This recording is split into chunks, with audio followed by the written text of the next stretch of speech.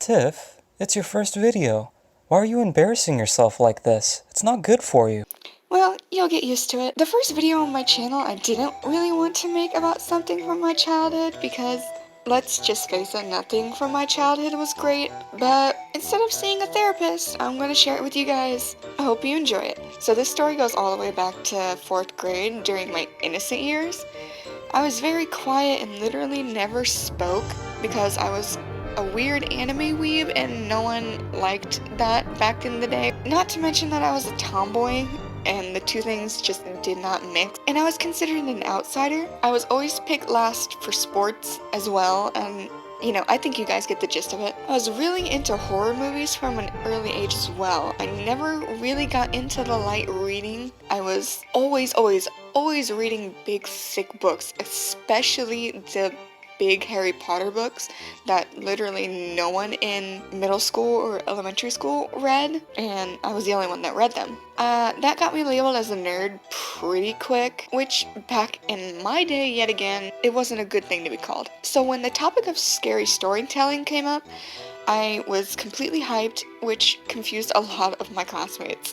The book was called Tiffa. There were two versions of the story, but I'll go ahead and tell you guys what I remember from the version I heard.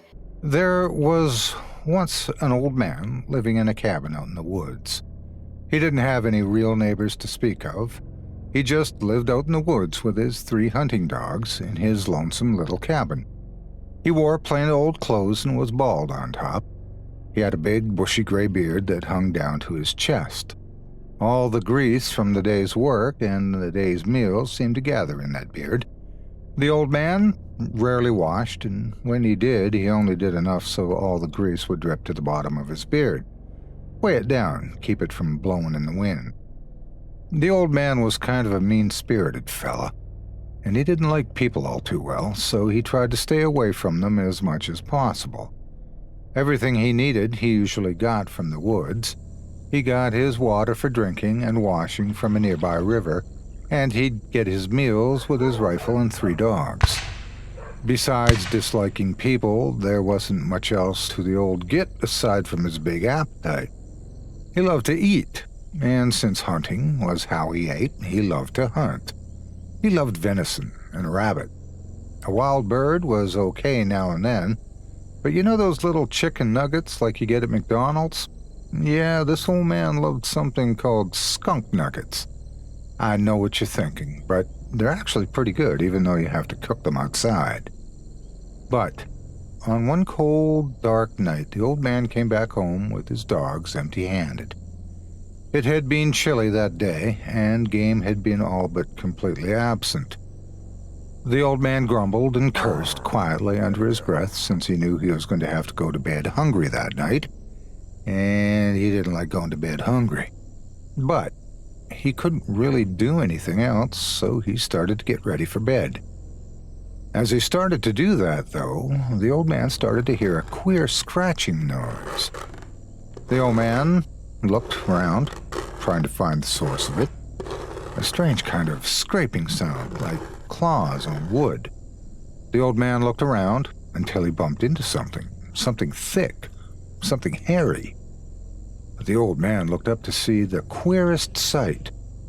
Hanging down from the ceiling was a long, thick, hairy something, dangling from a hole in the ceiling of the cabin.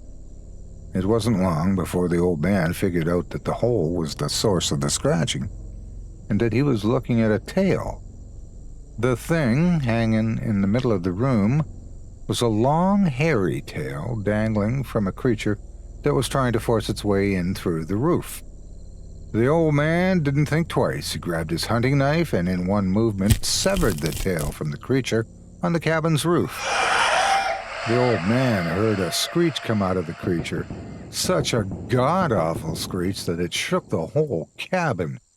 The old man watched as the thing pulled its bleeding stump through the hole in the roof and heard the thing bound from the roof to the ground outside and scurry off into the distance. The dogs started barking, but the old man paid them no heed. He bent over and picked up the severed tail. The blood was already rising to the top of it. The old man pondered over the size of the thing, how thick and long it was. He pondered over what kind of animal would have such a tail, and he pondered over his empty stomach. The old man laid out the tail on the table, and using a chair as a stand, quickly nailed a board over the hole in the roof. After that was done, he set about building a large fire in the fireplace. He shoved an iron spit through the bloodied end of the tail to the tip, and set it over iron handles which would hold it over the fireplace. The old man's mouth watered as he turned the spit over the fire. The hair singed and flew up off the tail, leaving behind the sweet, succulent meat. The old man could smell it now as the fat started to sizzle in the heat, and its aroma wafted to his nostrils. Piece by piece, the old man picked off chunks of the thing from the spit and ate it. Slowly, he devoured the thing, chunk by chunk, spitting bits and grease out to his dogs to lap up. Oh, it was delicious. The old man, his belly full and with a smile on his face, put his dogs outside for the night. He put to his nightgown and went to bed, pulled up the covers to his chest and pushed his beard out over him. He laid back and was about to drift off to sleep. But there was a tapping all of a sudden. A quiet but distinct rap-tap-tap-tapping. The old man opened his eyes and looked about. Rap-tap-tap-tap-tap it went on the side of the cabin. It didn't stop either. It just went ahead and kept on rap-tap-tap-tapping. Then the old man heard something, almost a whisper, yet clear as day. Give me back my tail. Give me my tail back. The old man felt a cold chill shoot down his spine. He stopped breathing for a bit while he listened to the rap-tap-tap on the side of the cabin. Again he heard, Give me my tail back. Give me my tail back. The old man leapt from his bed and sprinted to the cabin door. He removed the latch and threw open the door. He shouted out to his dogs, Dogs! Get them ugly weasel! The dogs came a-barking and a-scratching. They chased the thing from the side of the house and out into the woods. And when the old man saw the dogs come back, he closed the door again, crawled back into bed, and put his beard back over the covers and slowly drifted off to sleep. Rap-tap-tap went the noise again. The old man opened his eyes and looked to the window where the sound was coming from. Rap-tap-tap. Give me my tail back. Give me my tail back. The old man bolted up and ran to the front door again. He unlatched the door and called out once again, Dogs! Get them ugly weasel! The dogs came about bounding and barking again. They ran to the window and chased the thing back into the woods. When they finally came back, the old man closed the door again, got back into bed, and put his beard up over the covers. Slowly he eased down and started to drift back off to sleep. Rap-tap-tap. The old man's eyes bolted open and he listened closely, for now the sound emanated from the front door. Rap-tap-tap. Give me my tail back. Give me my tail back. The old man jumped up out of bed and ran to the window this time. He threw open the latch and opened the window, and he called to his dogs once more. Dogs! Get them ugly weasel! It remained all quiet. His dogs never came. The thing had eaten them all up. The old man slammed shut the window and ran back to his bed, pulling the covers up to his eyes. Rap-tap-tap. Give me my tail back. The old man heard a crack and a horrible splintering as the latch of the door broke open and the door swung open. The old man heard something dragging across the floorboards as the thing crept closer, the stump of its tail dragging behind it. Give me my tail back. Go away, the old man whimpered. Give me my tail back. Give me my tail back. The thing was at the foot of his bed now, creeping closer, closer, closer, until... I was terrified.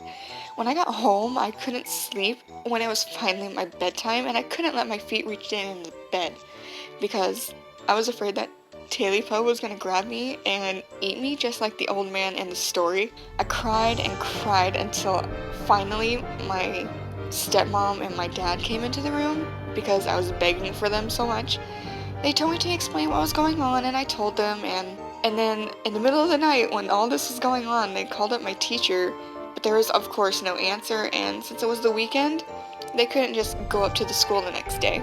The next night, I slept in my parents' bed, and that's when my teacher called me back, literally at night once again, and she had gotten another complaint from another student about the same issue, that the stories were just too scary to be telling in class. She was deeply sorry and calmly explained that the story was all made up and pretend, but me being a child, I didn't believe one word of that crap. It still scared me. And from that day on, I went to sleep curled up in a ball. I'm older now, of course, and I've grown out of this, but I do catch myself from time to time just curling up in a ball for no reason. Because I was literally doing it every single night and using my Pokemon plushies to build a fort around my legs and my feet at the end of the bed.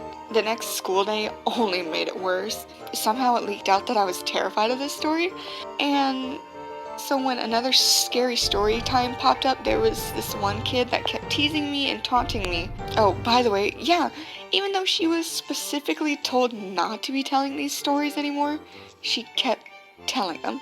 A choice was actually given to the kids this time to go stand out in the hall and not listen, but since I was so stubborn and wanted to fit in, I stayed in the room. I don't even remember what that story was about, to be honest, but Tiffa stuck with me up until I was an adult.